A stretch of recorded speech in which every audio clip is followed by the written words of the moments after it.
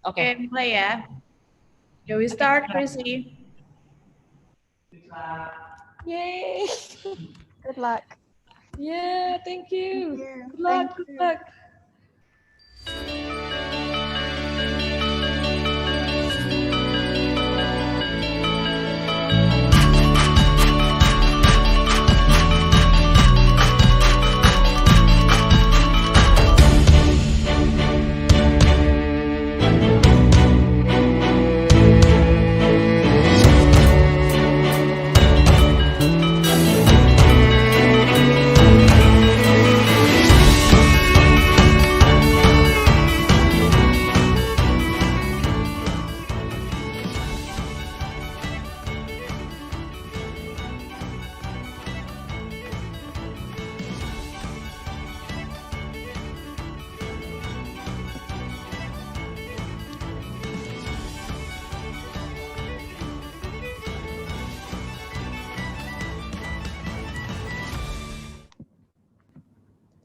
Hi everyone, welcome to Kembali 2020, a Rebuild Bali Festival, a digital program designed to inspire, excite, reconnect, and revitalize the Balinese and Indonesian community from 29 October until 8 November 2020.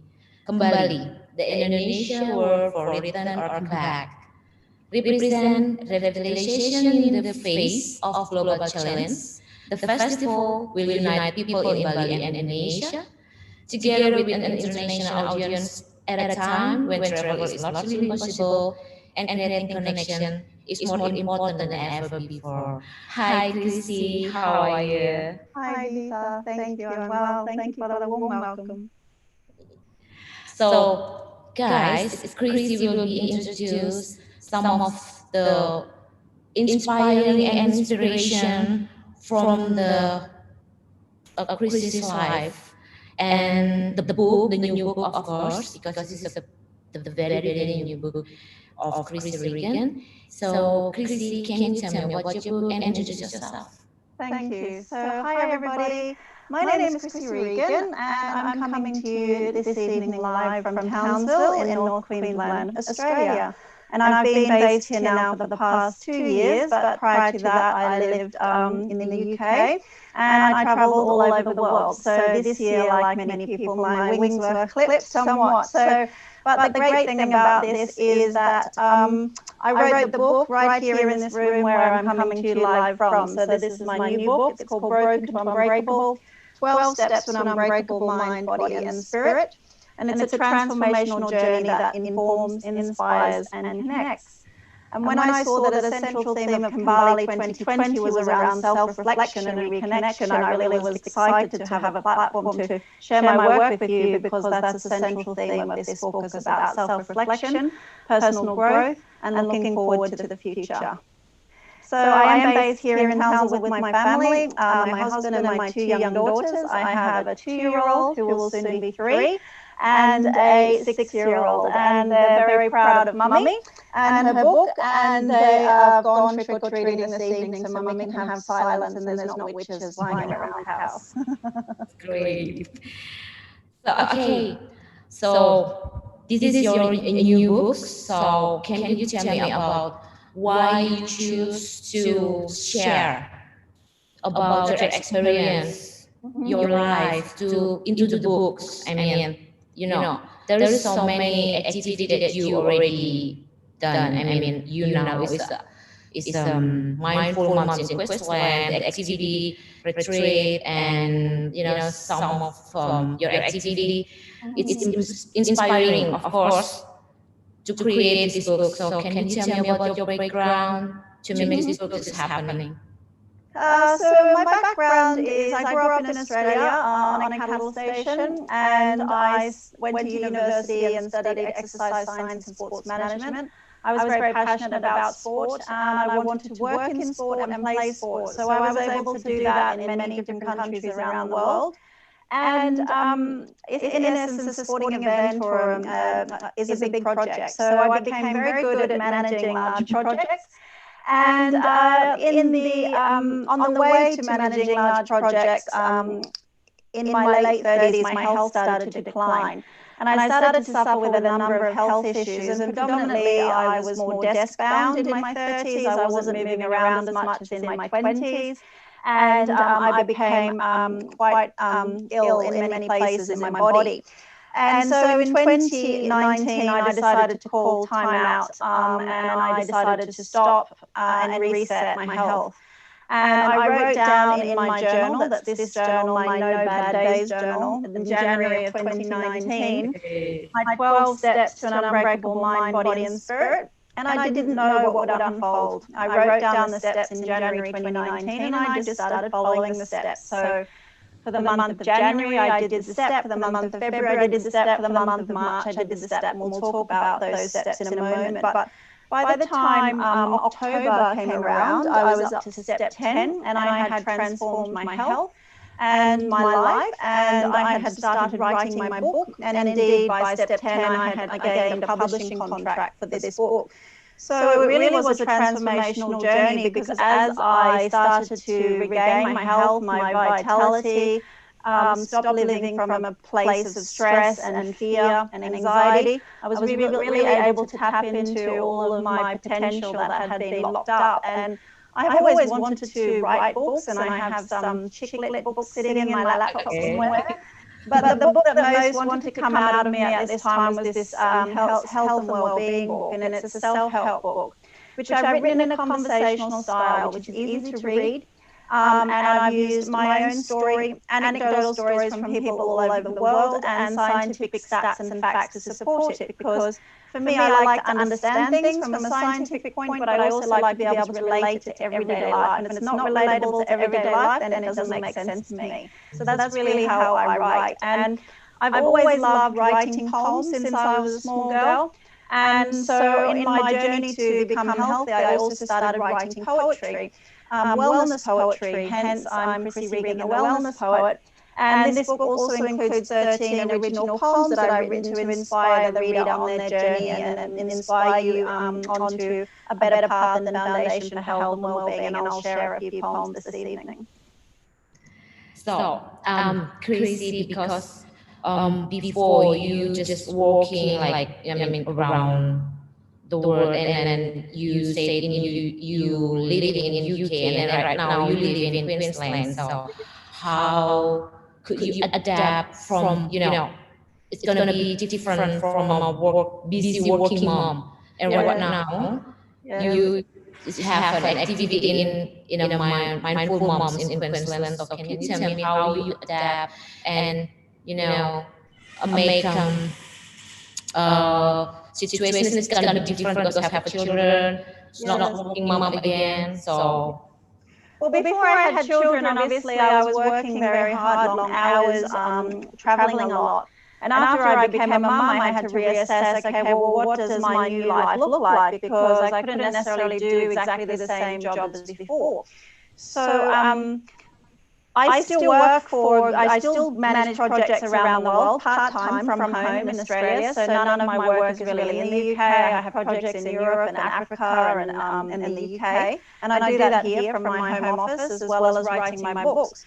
The idea behind Mindful Mums Queensland came to me last year in October, again, when I had my turning around of my health, because I wanted mums, above all else, to prioritise their health and well-being. It's not about being a perfect mum. It's not about being a perfect parent. It's not about, shaming anybody. It's about how we look after ourselves to enable us to be able to show up in the best way that we can. Because, like I said to you off air, often women, put their life on hold for 10, 20, 30 years when they become a mum. And we also are self-sacrificing, and we put the needs of other people before our own. And so we therefore don't notice when we start to become unhealthy, because it creeps up on you. It doesn't just happen overnight. It creeps up on you gradually, and that's a challenge and something that we all face. And I've met women all over the world. Deetha, I left London to come back to Townsville to have a slower pace of life. Now, I know your struggles in Indonesia at the moment is that life is trying to continue as normal whilst you're doing homeschooling and everything else, and that's similar for many women around the world. But what I have found since I've been running my workshops for mindful mums and helping to educate other women how to become healthy and to reset their health and well-being, it was really, it doesn't matter if you live in Jakarta or Bali or London or Townsville or Chatters Towers or Air. If you're living in the smallest town in Australia or the smallest town in Bali, you still have the same level of stress if you don't manage your stress. And stress is an epidemic, and it's an epidemic that can make us very sick very quickly because it produces a lot of toxins in our bodies. So when we don't understand what the impact of stress is and how to manage our stresses of everyday life, they can, creep up on us very quickly. Actually, there is my question about like emotional health problems, because it's related with you said before, it's about stress. Because sometimes people say I'm okay, but they don't realize that they actually depressed, maybe frustrated or stressed. But like sometimes they feeling like no, I feel okay because this is okay, because this is habit, but that's not okay. So what do you think about it? Because you wrote on your social media about emotional health problems. There's so many emotional health problems, but in the world of uncertainty, like right now, we don't realize that it's not okay. But because we say okay, because we accept that this is because this is pandemic, this is the world is still not good, so I'm okay if I'm not okay. But it's not really it's not right. I mean, we cannot manage stress actually, because we feeling okay, but actually we stress. So how to manage these things? Well, one thing that I've noticed and feel is that we talk a lot about mental health, but we don't necessarily talk openly about emotional health, and emotional health is driven by a whole range of different things, including hormones, So one of the things that I find funny, but not funny, is that we have these little things that we say to ourselves: don't cry over spilt milk, don't sweat the small stuff, don't let it get to you. We tell ourselves these things, or indeed our families tell us these things, but really what we're doing in that moment is minimizing or neglecting our emotional health and trying to suppress it. And we go through day after day after day, year after year after year, decade after decade, suppressing our emotions. Which is very, very unhealthy, because the word emotion is energy in motion. And if we suppress that energy, those feelings, those frustrations, those feelings of anger and sadness, all you're doing is creating a lot of pent-up energy in your body. The better thing is to actually find a way to release it. And sometimes it's okay to scream and shout. Sometimes it's okay to breathe so deeply you feel like your insides are going to pop out. It's just really about finding a way that enables you to release those emotions, those frustrations that you have in your day-to-day life. But to know that actually it's just this moment. Honor this moment. Honor the feelings and emotions you're having in this moment, because then you're being true to yourself. It's okay to say, I'm feeling very angry right now. I feel very sad right now. I feel very frustrated. I feel very scared. I feel very fearful right at this moment. Because when you honor the emotion in that moment, you give it like, a name and a label, and then you attach less to it in your head, because you're enabling yourself to express it. And I just really feel that if more of us were able to be open and free with our emotions, we'd have less health problems overall, because we would have stronger emotional health. So how to practice for someone to be open, because it is vulnerable and it's uncomfortable for some people to open, because sometimes it's so hard for them to open. I mean, it's a step 10, right?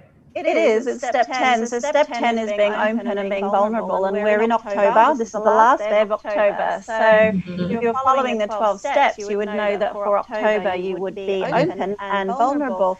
And what's interesting about that is I was not that. So I too walked around with my armor on. I had a mask on. No one penetrated my shell. I let my ego drive my decision making, and I protected myself at all costs.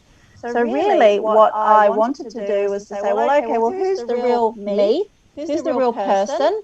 And how do I show up for myself in the right way? So, this is a very vulnerable moment for me, is to be standing in front of you doing this.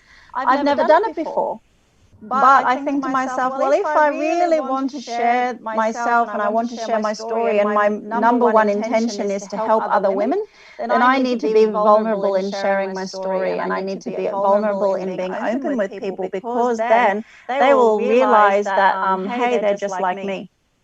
And never far away from you, there is someone just like you. She might not be sitting in the seat next to you, but she might be sitting 3 seats down from you. And if you're vulnerable and open, you attract by default other people who are vulnerable and open, and we become much more supportive to enable each other to occupy that space and to share our, to share ourselves with on a much more deeper connections. When we're truly open and truly vulnerable, we have far more real and deep connections with others, and that's where we're really powerful and special.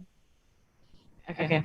So, Chris, you say that open is vulnerable and uncomfortable. So, but right now the world is like, we need to stay at home.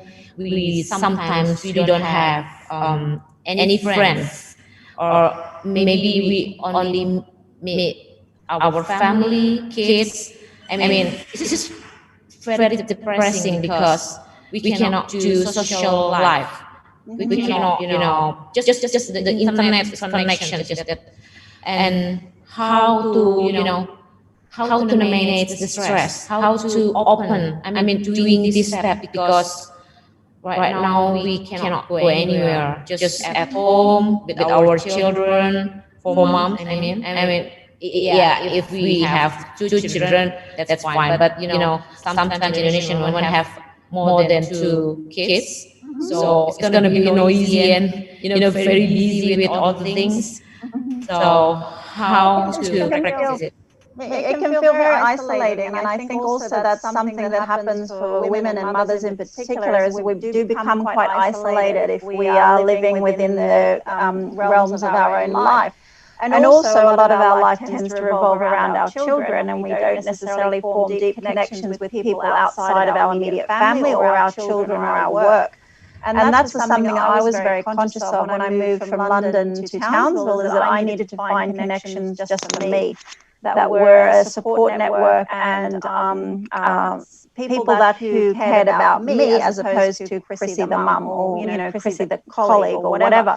But in this pandemic time, it has been challenging, and I wrote an article called "How to Avoid Burnout During Lockdown," because I've suffered with burnout, and I understand the impact of burnout, and it can be debilitating because it can cause illnesses as well as depression and so on and so forth. So it's to be very mindful of that, and to create your own mini self-care plan within your home. And one thing that I do when I have to make dinner, or not have to, but when I'm making dinner for my family, I put the 528 hertz frequency music on, love, chill out music. I put incense on the window, and I turn the kitchen into a Zen den, because there's nowhere else I can be at that moment. So I found little areas of my home that I can customize. I've got my yoga island, I've got my Zen den in the kitchen, I've got 10 minutes of activity that I do throughout the day just for me, so that I know I'm meditating for 10 minutes, I'm exercising for 10 minutes. So punctuate your day with 10 minutes of self-care blocks, and then at the end of the day you have accumulated 100 minutes of self-care, which is very powerful. And that can be anything from writing in your journal to reading a book to having a cup of tea, and these things can really sustain you throughout the day, and to stop you kind of living in a stress mindset. Okay. And Chrissy, you said about a feeling on step 2. So on your book, you wrote about to file our own feelings or emotions, and it's not easy to write down some her feeling of bad things or traumas and losses, because not everyone can write down again. It's like remind them about grief. And is there any tips for for us to do the step 2? I understand what you're saying, and for me also it was a challenge because I hadn't gone to those deep parts of myself. But what I also realized is that there's many layers to us, and once you peel back a layer, you discover something else, and once you peel back another layer, you discover something else. And so, in the filing step 2, really, it's about looking at the different aspects of your life and noting down for yourself, okay, well, when I had that trauma, I experienced this, this, and this. So what do I want to do with that experience? You don't necessarily need to replay the whole story or the whole situation in your mind.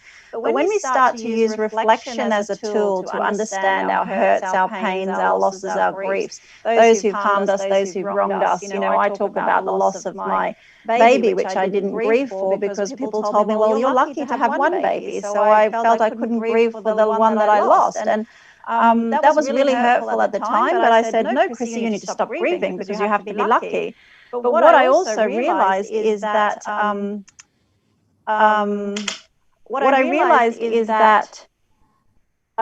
if I allow myself to go to those feelings and to be honest about the role that they played in my life, I can make sense of them easier, and I can decide, do I want to keep that as a part of my life? Is it a part of my journey? Is it a part of my personal growth? What was the sacrifice that I made? What was the skills that I learned? And how can I use this to serve myself and to serve other people? And really, that's kind of where I went to. And because what happens if we deny our pain and we deny our suffering?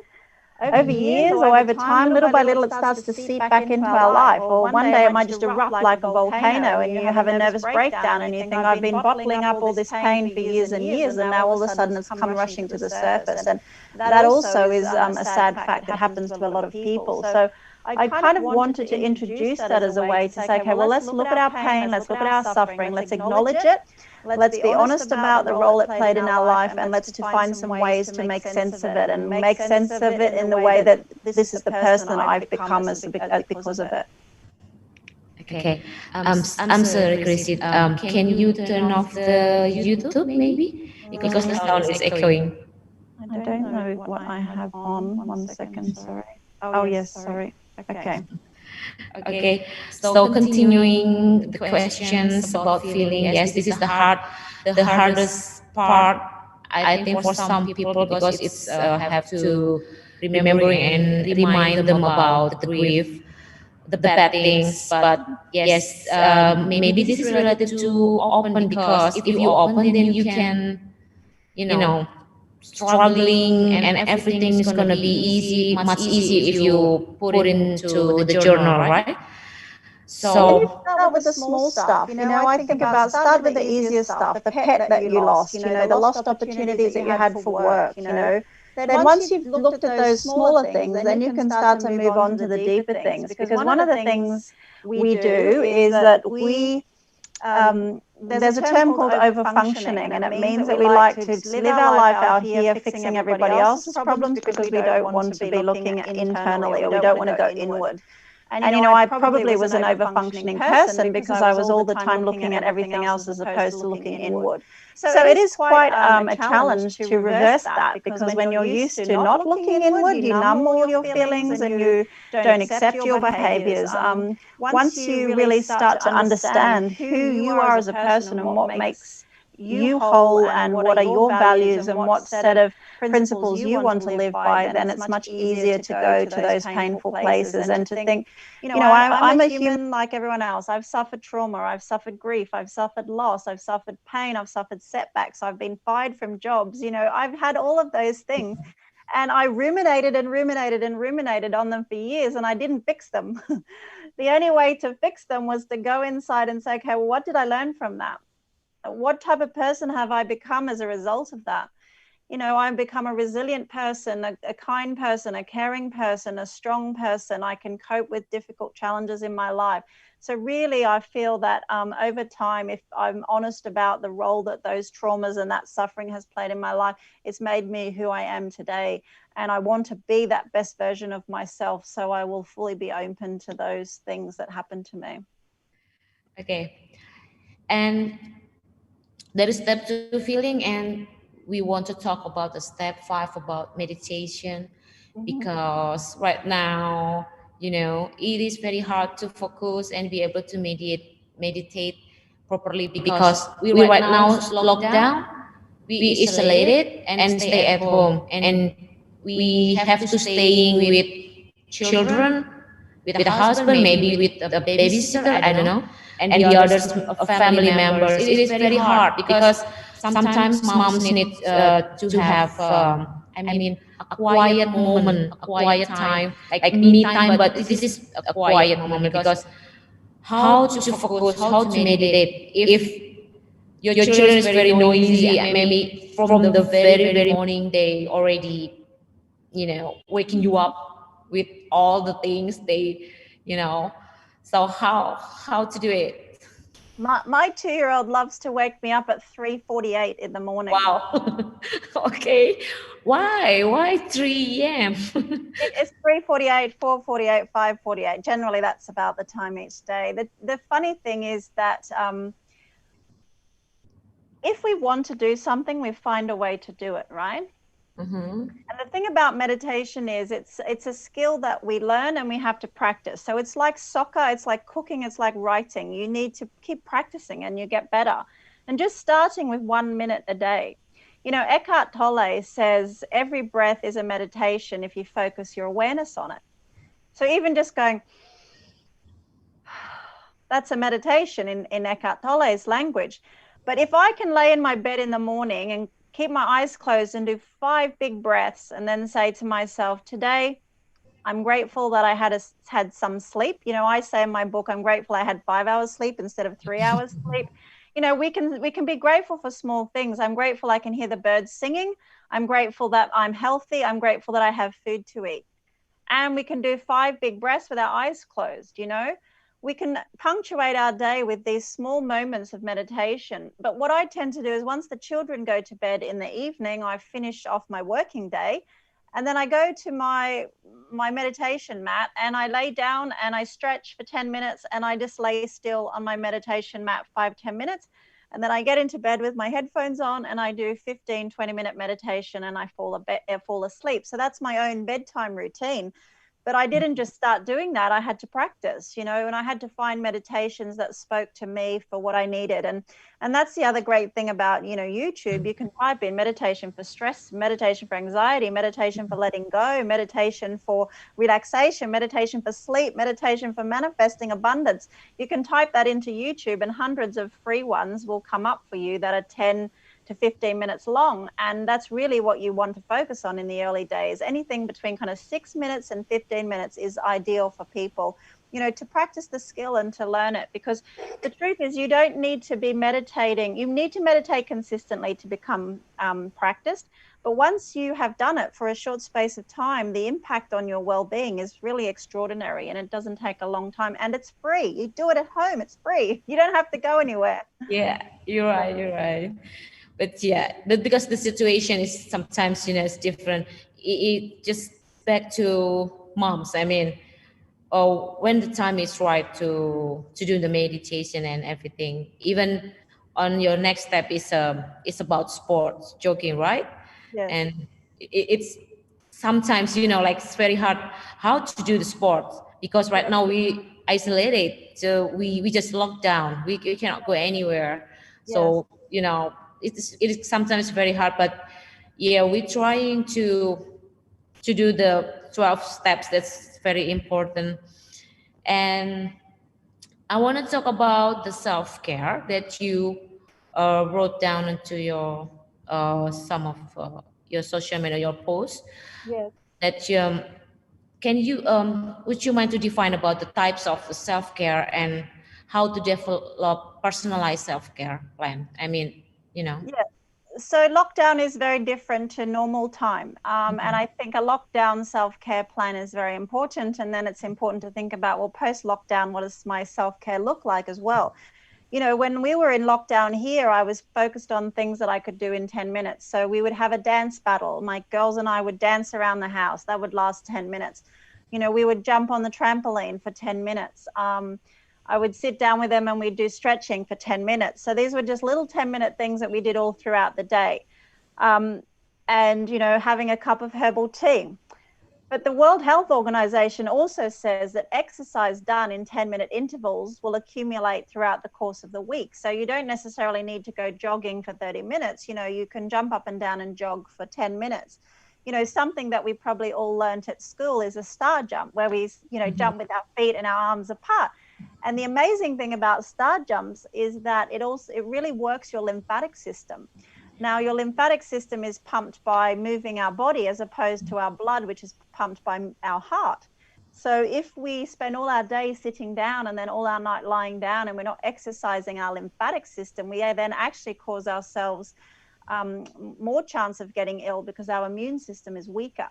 So it's really important to maintain exercise in any way, shape or form. If it's dancing, jumping up and down on the spot, jumping on a little mini trampoline, doing some star jumps, going for a brisk walk, moving your arms, you know, really just doing things that you can do in short, sharp intervals that will keep your blood pumping, keep your lymphatic system working, because then you will be much stronger in terms of your immune system. And that's so important during COVID times as well. So developing the self-care plan is about looking at what sustains you and what drains you.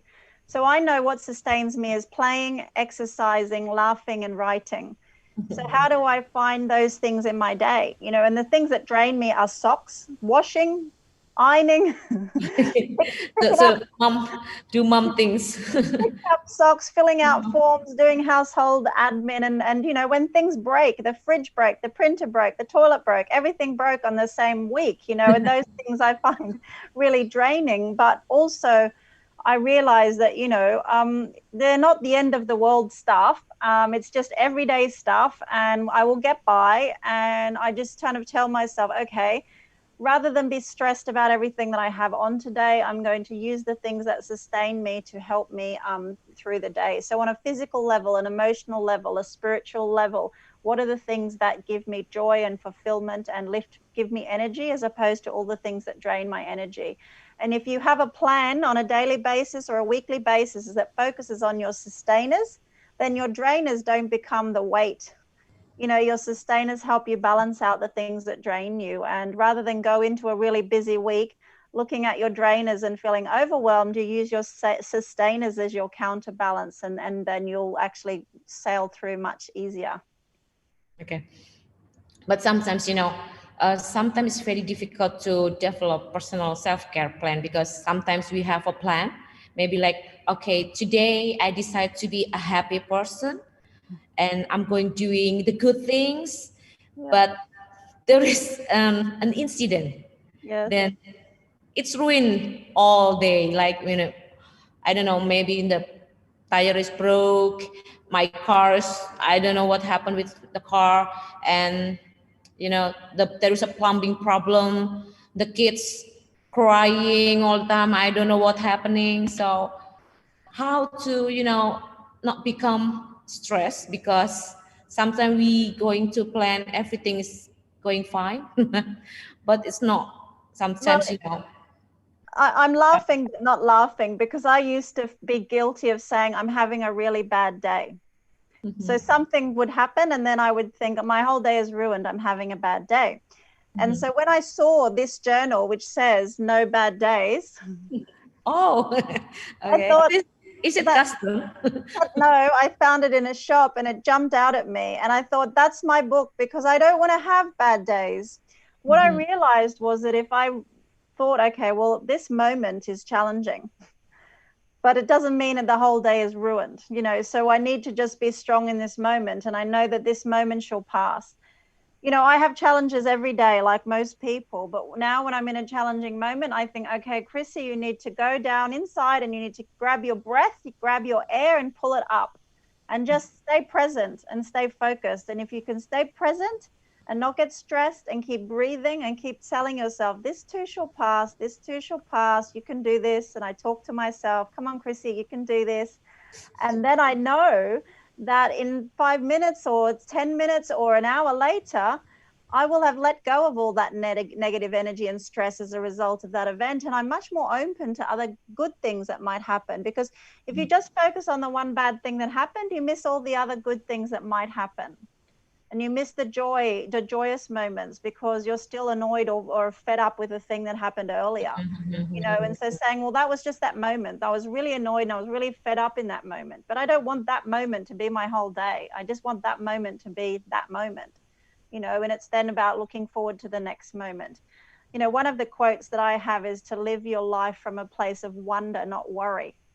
If I go into every day worrying about the things I have to do today, I'm not living my life in wonder. So now, even if I have a very busy day, I say to myself, I wonder what's going to happen today. And throughout the day, if I start to feel stressed, I say to myself, I wonder what's going to happen next. And every time I say to myself, I wonder what's going to happen next, I have a much more positive outlook on everything that comes up in the day. Okay, so before jump into the next question, maybe there is a question that related with about self-care. So I'm gonna read it. It's from Khalida Hikmarani. Yes. The question is, I've managed some level of self-care and surviving day by day, but I have to admit it's hard to step forward and or motivate myself for long-term plans in such uncertain times like this. Mm-hmm. That's the Yes. question from Khalida Hikmarani. Yes, I agree. It is hard because maybe you can't see the end in sight. But also we worry about things we can't control. Anxiety is living in the future and depression is sometimes living in the past. But if we're living in the moment and living right here on this day and this present moment, we can actually experience life more fully. So rather than try to worry too much about the future, to be grateful for what you have today. Do you have a safe place to sleep? Do you have water to drink? Do you have food to eat? Do you have people who love you? And when you think about those things to be grateful for, the future is sometimes less daunting. And that's the challenge when you are living in a very feared, stressed state of mind. And I admit that, it took me a long time to be able to come to grips with those skills. But, feeling motivated about the future, 2 years ago, I had never written a book. 2 years ago, Really? 2 years ago, I was incredibly unhealthy. 2 years ago, I was suffering with, anxiety, depression, and I was overstressed. So, and I didn't think about the future. What I decided in January 2019 was above all else, I want to be healthy in mind, body, and spirit. And that was the only decision I made. I didn't decide to lose weight. I didn't decide to run marathons. I didn't decide to write a book. I didn't decide to write 2 books, and I didn't decide to write more than, 50 poems. I didn't decide any of that. All of that unfolded for me the moment I decided that I wanted to be healthy above all else. And I would take small steps every day, all just little steps. And I wouldn't feel guilty about prioritizing my health. I wouldn't allow challenges in my life to hold me back. So really, that's kind of making that decision. Above all else, you want to be healthy. And then little things will come to you and you will find a way. I know. Maybe Khalida means because right now in uncertain times like this, it is very hard for someone to be a positive, to think positively about the life, because maybe some of people lose their jobs and in depression, and Yes. then right now I don't know, maybe lose the job and not now homeless, or maybe have some problems of their life Yes. on that time. I'm not minimizing that. It's so, it's really true. And, I've been faced with those obstacles. And on page 154 of the book, this poem is called Uncertainty. And it talks about those feelings and emotions, Can you read it, maybe? Yeah, sure. Okay. So it's uncertainty. I'm Mhm. getting comfortable with the uncomfortable. I've lost the fear in the here, and I'm starting to feel the wow in the now. It's getting easy to sense the anxiety and enjoy a new sobriety. There's space within each place that allows me to think and grow without the limits and the self-doubt I used to know. There's more beauty in the future where my heart is pure, clear and pure. My mind can't hold me back. It's not something to endure.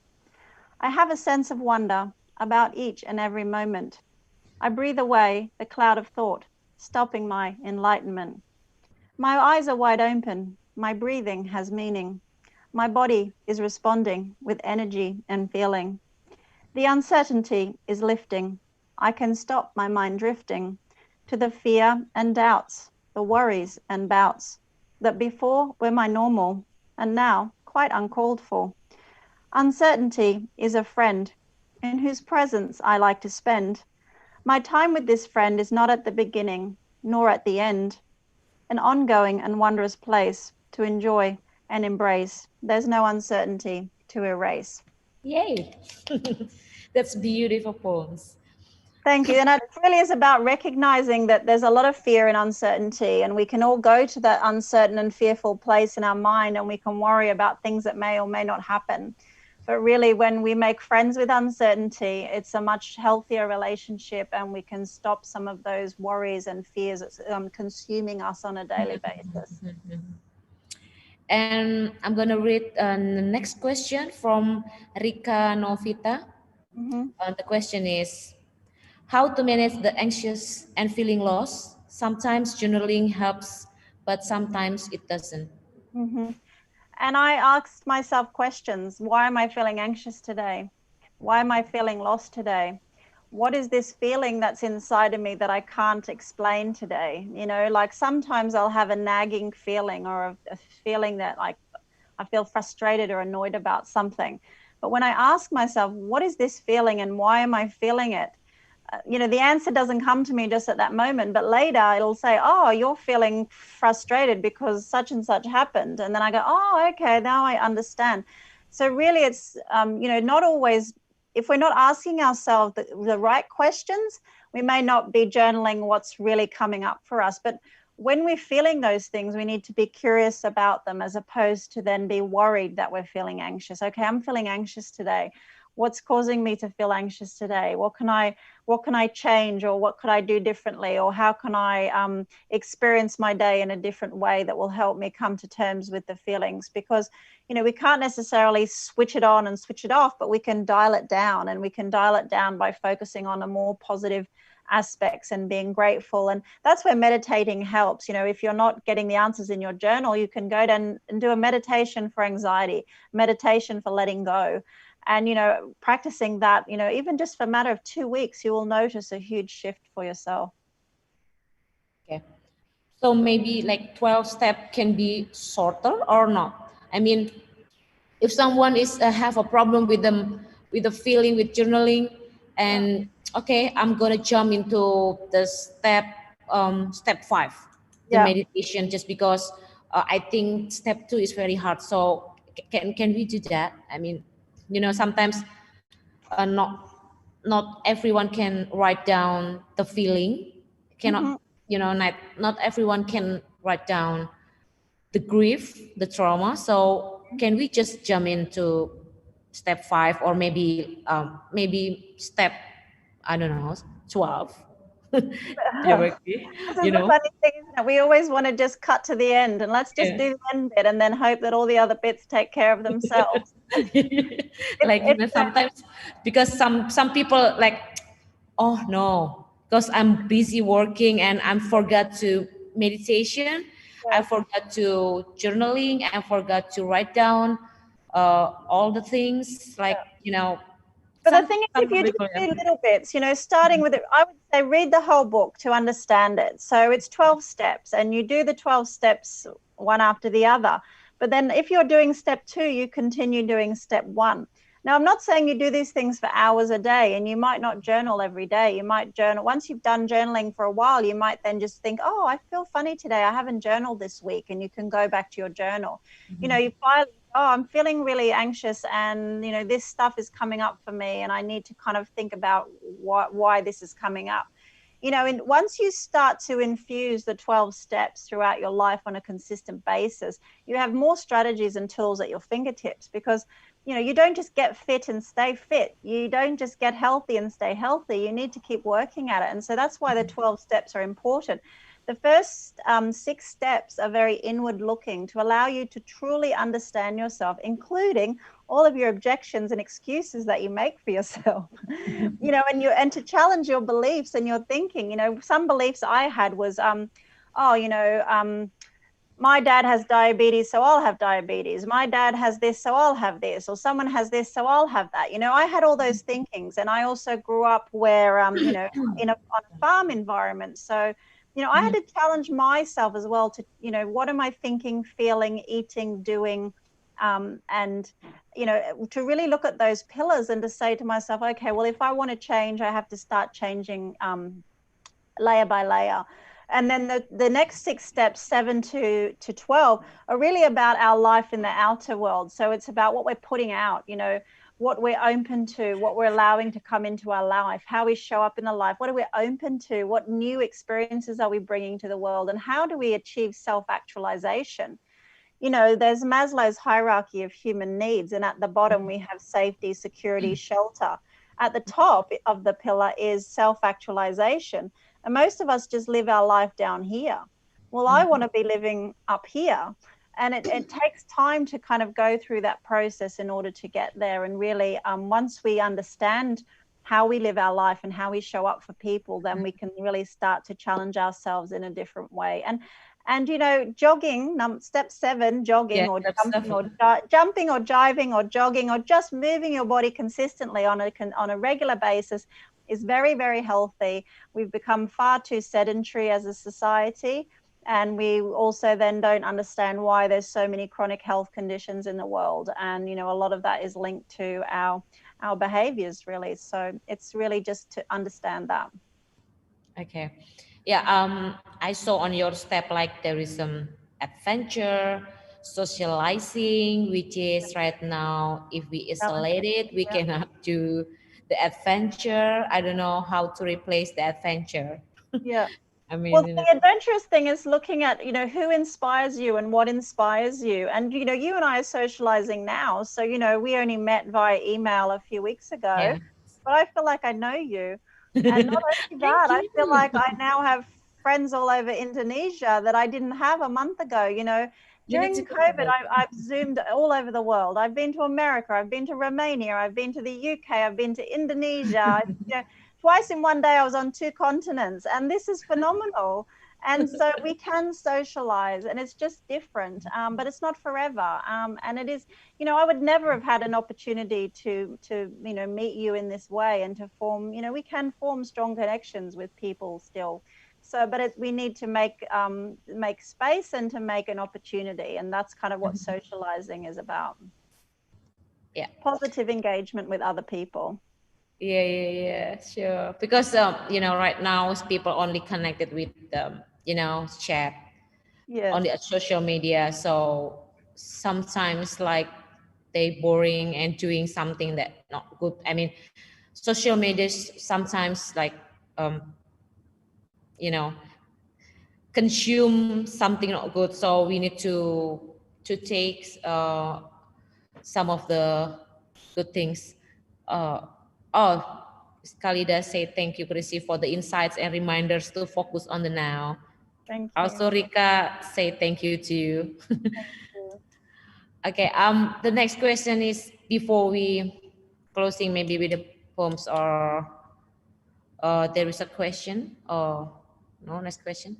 Okay. So how to apply mindfulness, Chrissy? Because during pandemic, people are struggle with their life. Also, mental health issues is rise right now. Yes. And even in Australia, they say that by 2022, there will not be enough trained psychologists to deal with the mental health crisis in Australia. So it's not just isolated to any one particular country at the moment. It is very challenging, which is why I feel self-help, health and well-being books are so important, because, you know, not everyone can afford to go and see a mental health professional on a regular basis. So we need to be able to learn tools ourselves that we can apply. You know, we don't want to find we have a whole generation of people who are dependent on antidepressants. We can learn coping mechanisms, you know, and I was prescribed antidepressants and I chose not to take them, because as a mother of a very young baby at the time, I didn't want to be suicidal and have manic episodes. And so I chose, no, I won't take antidepressants. I will find another way. And, yes, I still get frustrated. I still get a bit fed up. I still get a bit sad sometimes, but I have a lot of coping strategies and steps that I can employ. But also we talked off air about the pressure that women put on themselves. It's a fact that women put themselves under an immense amount of pressure to be a good mum, to be a breadwinner, to keep the house clean, to do shopping, to make sure our children have a good education, blah, blah, blah. We all do this. It's a lot, and we wear this big weight on our back. And what I've realized now is that actually I need to have sensible expectations, because that will then last forever. If I have sensible expectations, I will have longevity, and those expectations can be better managed. And on page 5 of the book, I've written here, sensible expectations last forever. Yeah. And that's kind of a mnemonic for self. So what is my self? Well, my sensible expectations last me. And that's really important. And if you have that as a mantra, when you start to feel, overwhelmed, you can be very mindful. Okay, I'm feeling overwhelmed today. Are my expectations sensible? Am I being realistic? What can I hope to achieve? And what's the one positive thing I can do right now? And those are the, really important things that we dismiss sometimes, because we think we have to do everything well. And sometimes I say just showing up is enough. Everything after that is a bonus. You and I are busy working mums, and we've showed up here tonight to do this live Zoom, and just showing up is enough. I'm confident in you, you're confident in me, and we've just shown up for each other, and that's enough. Whatever else happens is a bonus. So okay, this is the last question, because this is very important things as a mom, as a parent, or as someone who need this. So how to be a mindful mom? I mean, right now Indonesian moms have a problem. I mean, not Indonesia, maybe all around the world. So because during pandemic, there is a lot of things is changed their life. Yeah. So do you have a tips or something to tell about to be a mindful mom? Really, what I say to women is that once you take away guilt, you have a lot more opportunity to thrive, and really I think guilt is one of our biggest challenges as a mum. But mindfulness is not about your relationship with, not about being a perfect mum. It's not about being a perfect partner. It's not about being a perfect parent. Mindfulness is about being mindful of your thoughts, feelings, and behaviors, which is noticing and being aware of them, being aware of how you react, being aware of what you think, being aware of what you worry about and what you ruminate about. Once you become mindful, or you are aware of how you think, feel, and behave, you can start to look at yourself more objectively, and you can be an observer of yourself as opposed to living in the stories and the worries in your head. And, really, recognizing that this year is going to be challenging for everyone all over the world, and to be compassionate, be compassionate for yourself, be compassionate to other people, be compassionate to your children. Know that everyone is suffering, and if we all offer up compassion for people, then we will come through this with, less anger and less frustration and less guilt and less, feelings of sadness. But really, mindfulness is a learned skill. It's something that you do need to keep practicing. You don't just become mindful overnight. Again, it's little by little by little. But once you have a good relationship with yourself and you say, okay, Chrissy, I've done the best job I can do today. I've shown up for myself in the right way. I've honored my feelings. I've honored my thoughts. I've behaved in an appropriate way that I'm proud of. Then I can feel good about myself, and really that's how then I have a good relationship with myself, and therefore I have a much better relationship with others and have a deeper connection with people. Okay, that's amazing, Chrissy. Like, I don't know what time is it. This time is so 5 minutes, I think. Yeah. So okay, we going to conclusion this evening. So can you say something to all the audience, or maybe you can read some poems for the Yes. closing before I closing? I think the truth in life is that no one really knows what you're capable of except you. And that was true for me. You know, no one knew I was capable of writing a book. I knew there was a book inside of me. You know, my second book is in print at the moment. But what I didn't allow was to other people's thoughts and judgments to cloud my vision or to make me feel, you know, I did feel sad sometimes when people made a face like that. Oh, you're writing a book. But this is normal, you know, we get this from our, you know, our friends, our families, our loved ones and strangers. Oh, okay. But they don't truly know who you are. Only you know what's in your soul. Only you know what you're capable of. And so I wrote this poem called The Sum of You, and I want to read it now. Yay. The sum of you is hard to measure. It's the total expanse of your pain and pleasure. It's the tiny details from your heart to your nails and all the interactions and distractions you've had on your trails. It's your past, your present, and your future. The untold stories you've tried to suture. It's your hopes and dreams, conquests and schemes, your loves, your losses, your friends and bosses. It's the truth inside that only you know, where doubters and haters and healers can't go. Inside your soul is where it starts, a map and a key to the sum of your parts. Only you can unlock it. Only you can block it. Let it grow. Let them know you are more than the sum of your parts. Wow, that's great. Thank you. Actually, everyone, after this all the thing, so maybe it's gonna be like if you want to buy some books or the ebooks, you can contact what's your Instagram, Chrissy, again? Mindful. The Mindful Mums QLD. Yeah, So if they go onto my website, it's thewellnesspoet.com, and there's a bookshop tab. And for this weekend, for the duration of Kembali 2020, I've made the ebook available for just $5. But for all of the Indonesian listeners, I have created a special link, which we can post in the comments, which is for you to be able, there's 100 copies for you to pay whatever you like. And if you choose to pay, that's amazing. if you choose to pay zero, that's fine. If you choose to pay something, that's fine too. But I really wanted to say to all my new friends in Indonesia, you know, it's really important for me to spread a message of health and wellness around the world. And when I launched my book live on Facebook in February this year, I said I wanted to spread a message of health and wellness like a virus. And then got a virus. Yeah. But I still believe that throughout this pandemic, it's made us stop. It's made us be reflective. It's made us think about what we want from our life. And if we can choose a path that's healthy and we build a strong foundation of health and wellness, we will be much healthier in the future. And we can care for each other and take care of ourselves and the planet. And that's my mission in life. Okay, thank you, Chrissy, for the amazing books, amazing inspiration, amazing person. Okay, I'm gonna closing it. Yeah, bye. Broken to Unbreakable. Thank you. Thank you so much. Bye. Bye. Kembali to Any was made possible with the support of Yayasan Mudraswari Saraswati Patron Program and their donor. The Patron Program was created to seek assistance for the survival of both festivals and the foundation.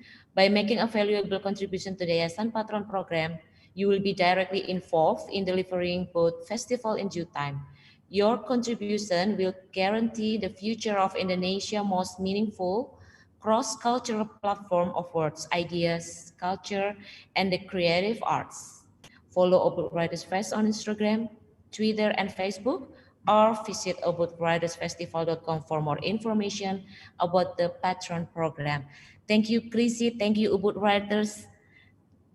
Stay safe and bye. Bye. Thank you. Bye.